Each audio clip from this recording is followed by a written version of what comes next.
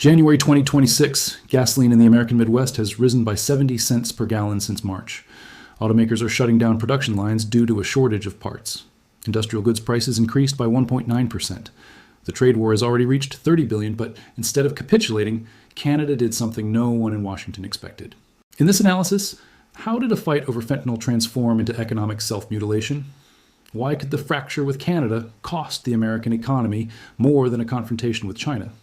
And is it true that Beijing is no longer merely circling Latin America, but has now established a foothold directly above us? Let me be precise about what's at stake. 60% of our imported crude oil flows from the north. That's Canadian heavy crude, a specific grade our refineries were built to process. A tariff on that crude translates to 30 to 70 cents more at every pump in the Midwest and Rocky Mountain states. Every single gallon. A single automotive part crosses the Canada-US border 7 times before final assembly. 7 times. Each crossing now carries additional friction, additional cost, additional uncertainty.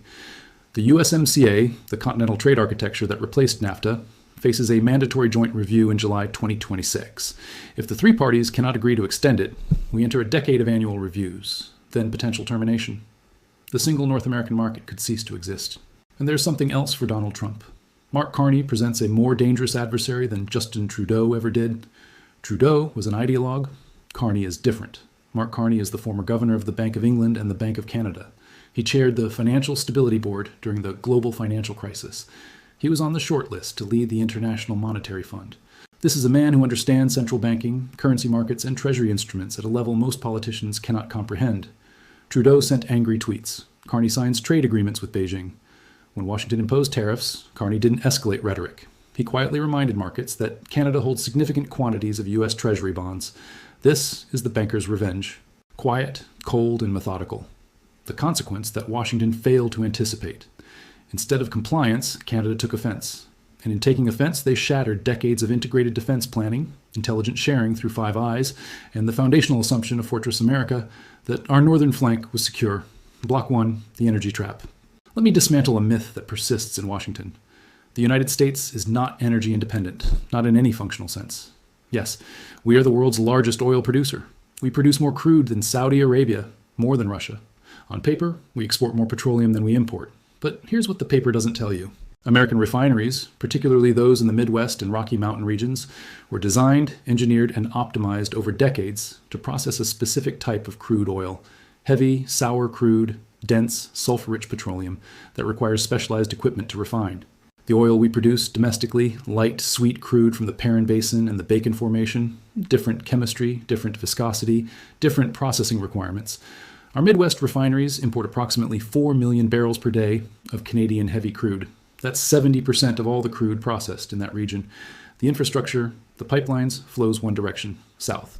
There is no existing system to reverse that flow, no mechanism to suddenly redirect Texas crude to Minnesota refineries. Could we rebuild? Could we reconfigure? Theoretically over years, with billions in capital expenditure while those refineries sit idle. When the Trump administration imposed a 10% tariff on Canadian energy, the assumption was straightforward. Canada needs us. They'll absorb the cost, they'll comply.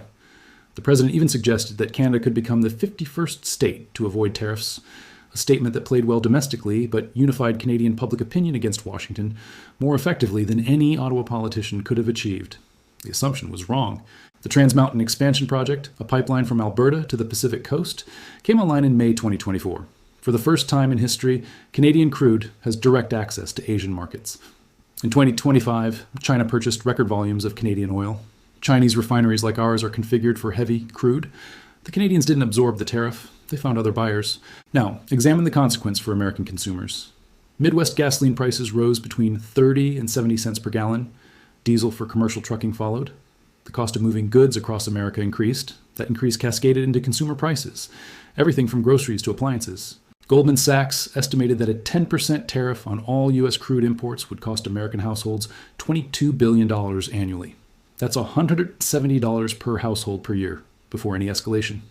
And there's a darker scenario. If Canada retaliates by restricting energy exports, as Carney has threatened, the United States would experience a physical shortage of diesel, not a price increase, a shortage, commercial trucks idling, supply chains breaking. The irony requires emphasis. President Trump promised Americans cheap energy. His trade war with Canada has made filling your tank more expensive. We cannot replace Canadian heavy crude with domestic light crude overnight. It is technologically impossible. The pipeline system runs the wrong direction. The refineries process the wrong chemistry. The timeline for conversion is measured in years and billions. This is not leverage. This is dependency. And we revealed it. Block 2, the death of supply chains. Consider the Ford FS Series pickup truck, America's best-selling vehicle for over 4 decades, the symbol of American manufacturing.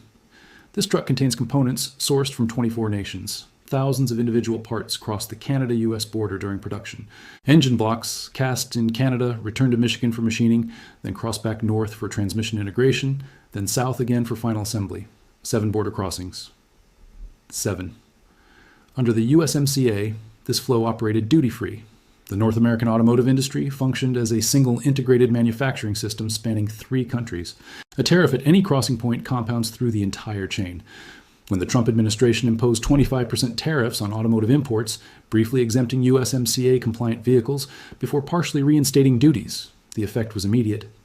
Stellantis halted production at its Windsor assembly plant in Ontario for 2 weeks. General Motors paused production of its Bright Drop electric vans. Ford announced it may raise prices on vehicles built after May 2025. The average new vehicle price in April 2025 reached $48,699, up 2.5% in a single month. J.D. Power Project's average prices will increase 5% by year-end. Analysts at the Anderson Economic Group estimate directly affected vehicles could see price increases of $2,000 to $15,000. But the ripple extends far beyond automobiles. By summer 2025, economists documented a 1.9% increase in industrial goods prices relative to trend appliances, electronics, machinery. Companies pass 60 to 80% of tariff costs directly to consumers. Every washing machine, every refrigerator, every piece of equipment now carries the hidden tax of Washington's trade policy. 25% tariffs on aluminum make every beer can more expensive, every window frame, every building material. 25% tariffs on steel make every I-beam, every appliance, every piece of infrastructure more expensive.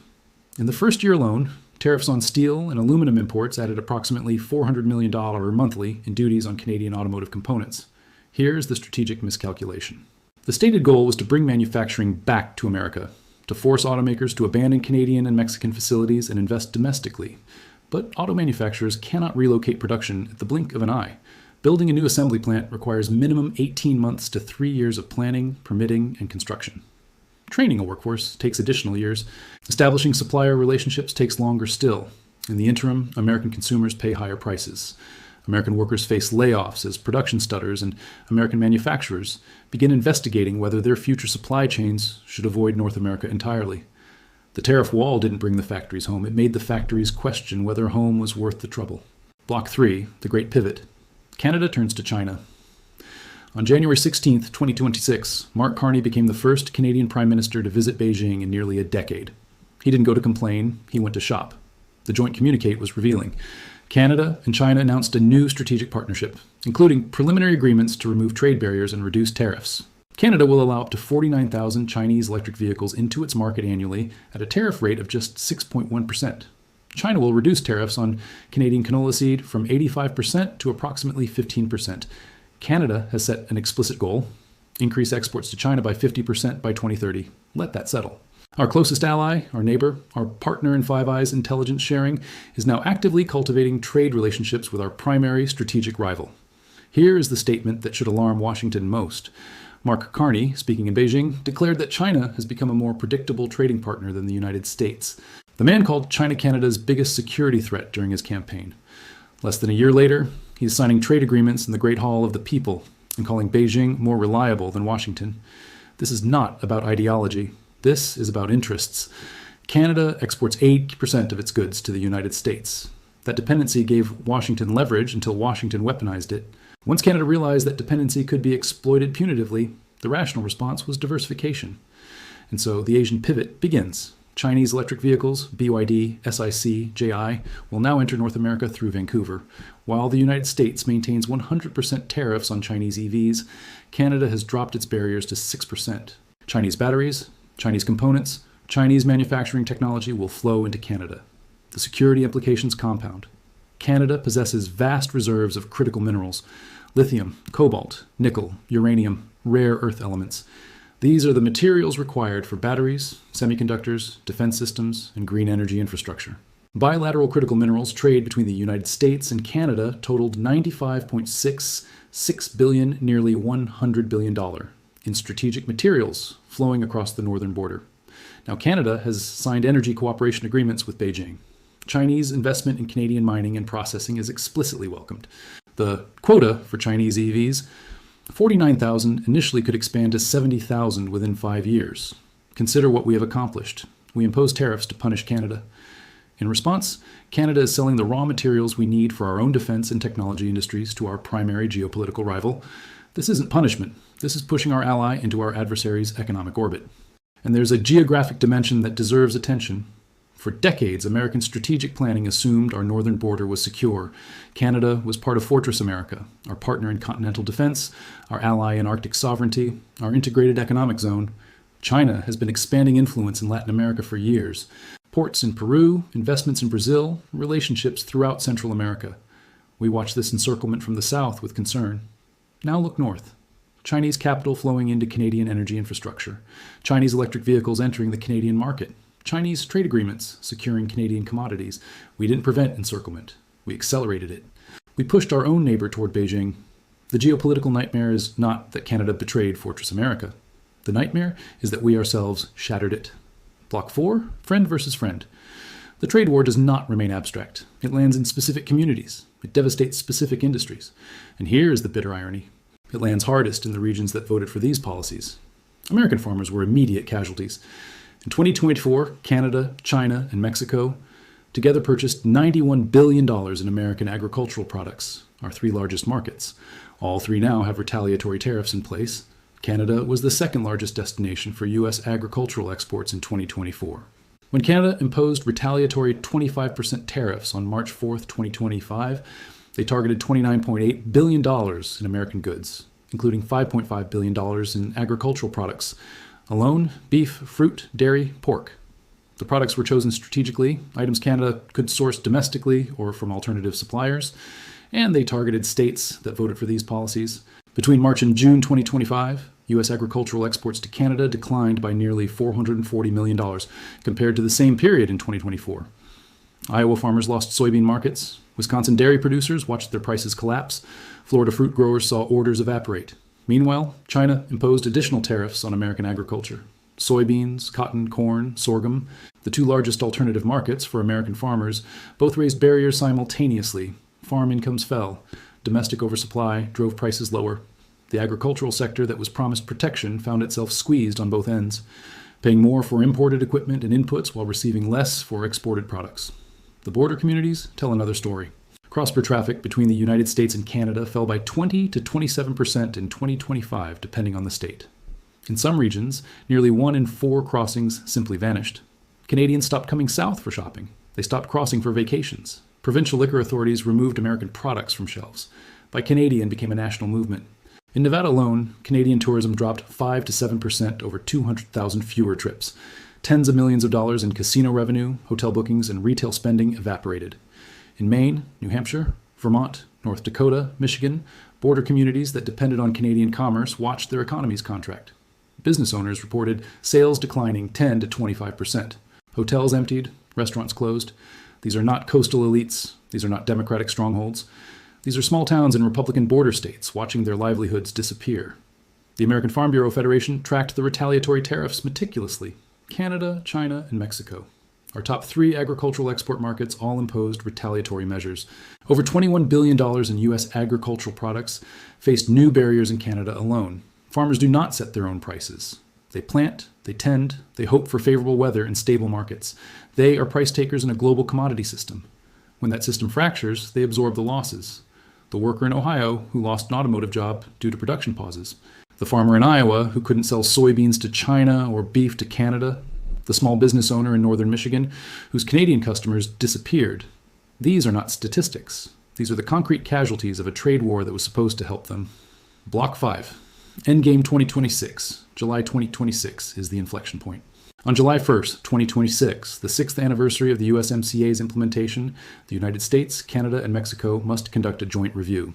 They must confirm whether to extend the agreement for another 16 years, negotiate revisions, or allow the termination process to begin.